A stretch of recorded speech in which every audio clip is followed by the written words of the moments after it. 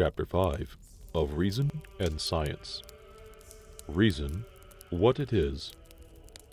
When a man reasoneth, he does nothing else but conceive a sum total from addition of parcels, or conceive a remainder from subtraction of one sum from another, which, if it be done by words, is conceiving of the consequence of the names of all the parts to the name of the whole, or from the names of the whole and one part to the name of the other part. And though in some things, as in numbers, besides adding and subtracting, men name other operations, as multiplying and dividing, yet they are the same. For multiplication is but addition together of things equal, and division but subtracting of one thing as often as we can. These operations are not incident to numbers only, but to all manner of things that can be added together and taken one out of another. For, as arithmeticians teach to add and subtract in numbers, so the geometricians teach the same in lines, figures, solid and superficial, angles, proportions, times, degrees of swiftness, force, power, and the like. The logicians teach the same in consequences of words, adding together two names to make an affirmation, and two affirmations to make a syllogism, and many syllogisms to make a demonstration. And from the sum or conclusion of a syllogism, they subtract one proposition to find the other. Writers of politics add together pactions to find men's duties, and lawyers, laws, and facts to find what is right and wrong in the actions of private men. In sum, in what matter soever there is place for addition and subtraction, there also is place for reason. And where these have no place, there reason has nothing at all to do. Reason defined. Out of all which we may define, that is to say, determine what that is, which is meant by this word reason when we reckon it amongst the faculties of the mind. For reason in this sense is nothing but reckoning, that is, adding and subtracting of the consequences of general names agreed upon, for the marking and signifying of our thoughts. I say marking them when we reckon by ourselves, and signifying when we demonstrate or approve our reckonings to other men. Right reason where? And as in arithmetic, unpracticed men must, and professors themselves may often err, and cast up false, so also in any other subject of reasoning, the ablest, most attentive, and most practiced men may deceive themselves and infer false conclusions. Not but that reason itself is always right reason, as well as arithmetic is a certain and infallible art. But no one man's reason, nor the reason of any one number of men, makes the certainty. No more than an account is therefore well cast up, because a great many men have unanimously approved it. And therefore, as when there is a controversy in an account, the parties must by their own accord set up for right reason, the reason of some arbitrator or judge, to whose sentence they will both stand, or their controversy must either come to blows or be undecided for want of a right reason constituted by nature, so it is also in all debates of what kind soever. And when men that think themselves wiser than all others clamor and demand right reason for judge, yet seek no more, but that things should be determined by no other men's reason but their own, it is as intolerable in the society of men as it is in play after trump is turned, to use for trump on every occasion that sweet whereof they have the most in their hand. For they do nothing else that will have every of their passions, as it comes to bear sway in them, to be taken for right reason, and that in their own controversies, bewraying their want of right reason by the claim they lay to it. The use of reason. The use and end of reason is not the finding of the sum and truth of one or a few consequences remote from the first definitions and settled signification of names, but to begin at these and proceed from one consequence to another. For there can be no certainty of the last conclusion without a certainty of all those affirmations and negations on which it was grounded and inferred. As when a master of a family in taking an account casteth up the sums of all the bills of expense into one sum, and not regarding how each bill is summed up by those that give them an account, nor what it is he pays for. He advantages himself no more than if he allowed the account in gross, trusting to every of the accountant's skill and honesty. So also in reasoning of all other things, he that takes up conclusions on the trust of authors, and doth not fetch them from the first items in every reckoning, which are the significations of names settled by definitions, loses his labor, and does not know anything, but only believeth. Of Error and Absurdity. When a man reckons without the use of words, which may be done in particular things, as when upon the sight of any one thing we conjecture what was likely to have preceded or is likely to follow upon it, if that which he thought likely to follow follows not, or that which he thought likely to have preceded it hath not preceded it, this is called error, to which even the most prudent men are subject. But when we reason in words of general signification, and fall upon a general inference which is false, though it be commonly called error, it is indeed an absurdity, or senseless speech. For error is but a deception, in presuming that somewhat is past or to come, of which, though it were not past or not to come, yet there was no impossibility discoverable. But when we make a general assertion, unless it be a true one, the possibility of it is unconceivable. And words whereby we conceive nothing but the sound are those we call absurd, insignificant, and nonsense. And therefore, if a man should talk to me of a round quadrangle, or accidents of bread and cheese, or immaterial substances, or of a free subject, a free will, or any free, but free from being hindered by opposition, I should not say he were in an error, but that his words were without meaning, that is to say, absurd. I have said before in the second chapter that a man did excel all other animals in this faculty, that when he conceived anything whatsoever, he was apt to inquire the consequences of it, and what effects he could do with it. And now I add this other degree of the same excellence, that he can by words reduce the consequences he finds to general rules called theorems or aphorisms, that is, he can reason or reckon not only in number, but in all other things whereof one may be added unto or subtracted from another. But this privilege is allayed by another, and that is by the privilege of absurdity, to which no living creature is subject but man only. And of men, those are of all most subject to it that profess philosophy. For it is most true that Cicero saith of them somewhere, that there can be nothing so absurd but may be found in the books of philosophers.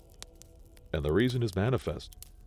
For there is not one of them that begins his ratification from the definitions or explanations of the names they are to use, which is a method that hath been used only in geometry, whose conclusions have thereby been made indisputable.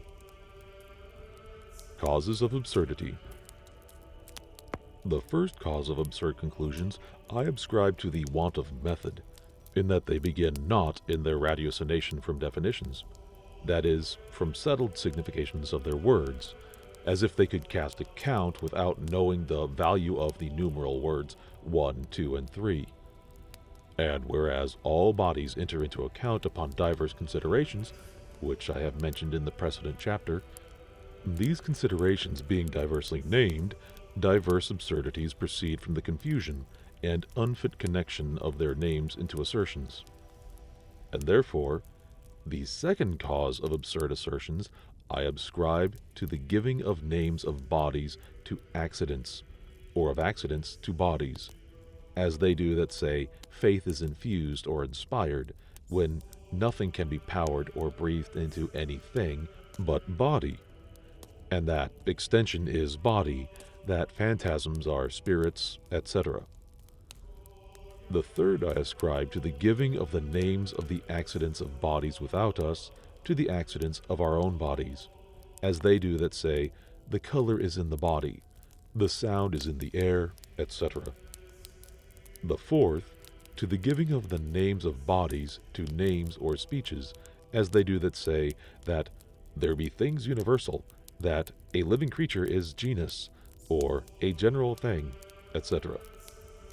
The fifth, to the giving of the names of accidents to names and speeches, as they do that say, the nature of a thing is in its definition, a man's command is his will, and the like.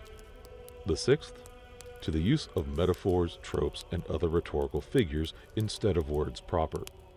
For, though it be lawful to say, for example, in common speech, the way goeth, or leadeth hither or thither, the proverb says this or that, whereas ways cannot go nor proverbs speak, yet in reckoning and seeking of truth, such speeches are not to be admitted. The seventh, to names that signify nothing, but are taken up and learned by rote from the schools, as hypostatical, transubstantiate, consubstantiate, eternal now, and the like canting of schoolmen. To him that can avoid these things, it is not easy to fall into any absurdity, unless it be by the length of an account, wherein he may perhaps forget what went before.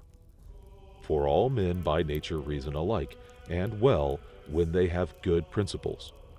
For who is so stupid as both to mistake in geometry and also to persist in it, when another detects his error to him?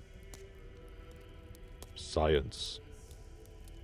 By this it appears that reason is not as sense and memory born with us, nor gotten by experience only as prudence is, but attained by industry, first an apt imposing of names, and secondly by getting a good and orderly method in proceeding from the elements which are names to assertions made by connection of one of them to another, and so to syllogisms, which are the connections of one assertion to another, till we come to a knowledge of all the consequences of names appertaining to the subject in hand. And that is it men call science. And whereas sense and memory are but knowledge of fact, which is a thing past and irrevocable, science is the knowledge of consequences and dependence of one fact upon another, by which, out of that we can presently do, we know how to do something else when we will, or the like another time. Because when we see how anything comes about upon what causes and by what manner, when the like causes come into our power, we see how to make it produce the like effects. Children, therefore, are not endued with reason at all, till they have attained the use of speech, but are called reasonable creatures for the possibility apparent of having the use of reason in time to come. And the most part of men, though they have the use of reasoning a little way, as in numbering to some degree, yet it serves them to little use in common life, in which they govern themselves, some better, some worse, according to their differences of experience, quickness of memory, and inclinations to several ends, but specially according to good or evil fortune, and the errors of one another. For, as for science, or certain rules of their actions, they are so far from it that they know not what it is. Geometry they have thought conjuring. But for other sciences, they who have not been taught the beginnings and some progress in them, that they may see how they be acquired and generated, are in this point like children that, having no thought of generation, are made believe by the women that their brothers and sisters are not born, but found in the garden. But yet they that have no science are in better and nobler condition with their natural prudence than men that by misreasoning, or by trusting them that reason wrong, fall upon false and absurd general rules. For ignorance of causes and of rules does not set men so far out of their way as relying on false rules and taking for causes of that what they aspire to those that are not, but rather causes of the contrary. To conclude, the light of humane minds is perspicuous words, but by exact definitions first snuffed and purged from ambiguity. Reason is the pace, increase of science the way, and the benefit of mankind the end. And on the contrary, metaphors and senseless and ambiguous words are like ignis fatui, and reasoning upon them is wandering amongst innumerable absurdities, and their end contention and sedition or contempt. Prudence and Sapience, with their difference. As much experience is prudence, so is much science sapience.